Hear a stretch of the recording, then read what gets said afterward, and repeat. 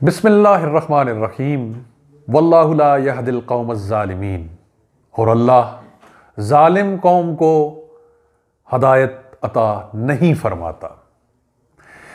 یہ اللہ کا فرمان میں آپ کے سامنے رکھ رہا ہوں، اور موجودہ سینیریو، موجودہ صورتحال وہ اسے ہم ڈسکس کر لیتے ہیں کہ اللہ تعالیٰ فرما رہا ہے کہ ایک دوسرے پر ظلم کرنے والے، یا اسے اگر جنیرک بھی رکھیں تو ظلم کرنے والی قوم گروہ کو اللہ تعالیٰ ہدایت عطا نہیں فرماتا، اور ہم بحیثیت قوم پاکستانی ایک دوسرے پہ ظلم کرنے والے ہیں۔ ہمیں کسی دشمن کی ضرورت نہیں ہے، ہم خود ایک دوسرے کے دشمن ہیں۔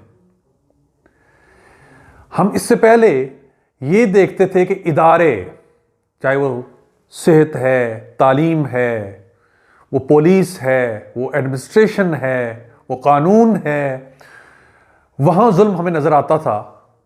لیکن ذرا غور کیجئے، صرف ادارے نہیں، افراد کے اندر، تجارت کے اندر، زراعت کے اندر، فارمنگ کے اندر ہمیں ظلم ہی ظلم نظر آتا ہے۔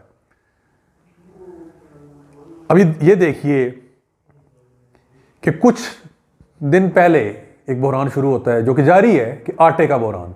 یہ زرعی ملک ہے، ہمیں زراعت سے ہٹایا گیا ہے، وہ الگ سے ہم کسی ٹائم ڈسکس کریں گے، لیکن گندم یہاں پہ وافر مقدار میں موجود تھی اور موجود ہے بھی تھی، سمگل ہو گئی۔ کس نے کرائی؟ سب کو پتہ ہے، حکمران طبقے نے کرائی۔ اس کے بعد جو موجود ہے اسے سٹاک کس نے کیا ہے؟ اس میں درمیانے درجے کے تاجر اور بڑے تاجر وہ سارے موجود ہیں، بڑے بڑے حاجی صاحبان جن کا ظاہری پن وہ دینداری ہے، ٹوپیاں، داڑیاں، وہ سارا کچھ ہے۔ لیکن ہمارے پیارے نبی صلی اللہ علیہ وسلم نے تو یہ فرمایا تھا کہ ذخیرہ اندوزی نہ کرنا، لیکن وہ لوگ ذخیرہ اندوزی انہوں نے کی۔ آٹے کے حصول کے لیے ہمیں قطاریں نظر آئیں۔ بینک وہ کیش دینے کے لیے تیار نہیں ہے، کیش موجود بھی ہے۔ اس کے بعد پیٹرول کی صورتحال دیکھ لیں۔ پیٹرول کیا رات کی رات ختم ہو گیا؟ نہیں، سٹاک موجود ہے۔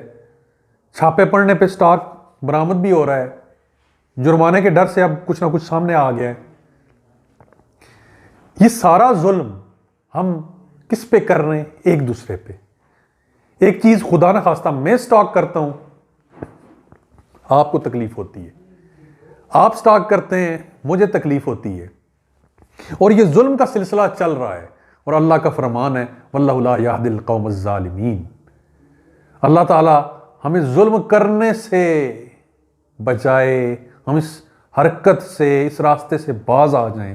جب اس راستے سے باز آئیں گے تو پھر ہدایت کا راستہ ملے گا، کیونکہ اللہ کا قانون ہی یہی ہے کہ واللہ لا یہدی القوم الظالمین۔